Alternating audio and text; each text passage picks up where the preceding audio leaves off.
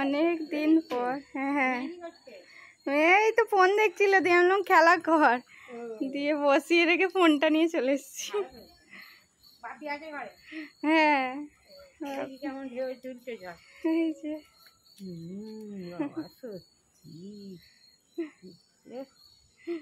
যা অবস্থা মায়ের মন্দিরে কাছে জল। হ্যাঁ ভালো লাগবে ওই মাকে পাঠাবো বলে,